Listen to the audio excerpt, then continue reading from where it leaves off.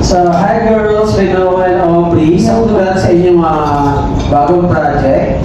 So, first time sa ganitong klase parang hosting na VMX special. So, kumusta ang experience niyo? For me,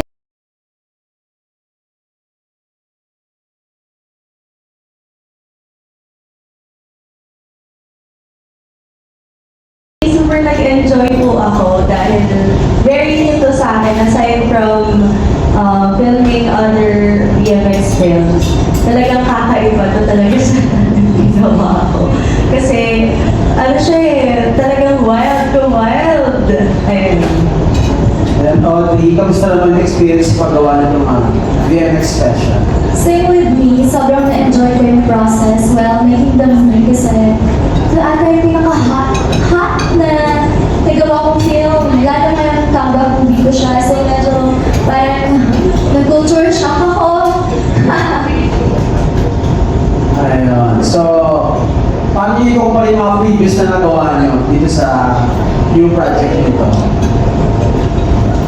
Para sa akin po, akala ko yung Quezon Putita yung pinaka-wild na magagawa ko for this year. Tapos, sumunod doon yung kikirot-kirot. Akala ko yun na yung wildest. Meron pa palang mas magiging wild na magagawa ko na may papakita ko sa mga tao yun. Kaya, kailangan na talaga ng abangan na tao. Abang-abang? Yes. And Audrey, kamusta?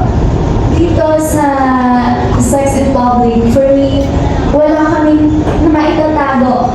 Naipakita na namin lahat. Kung naipakita na namin lahat dati, dito mas makikita nyo lahat as in. Kasi umaga, public places, so okay, kung meron kayo gustong makita sa mga tago-taguan ng katunan, go i-watch nyo na. All out pala ito? All out talaga.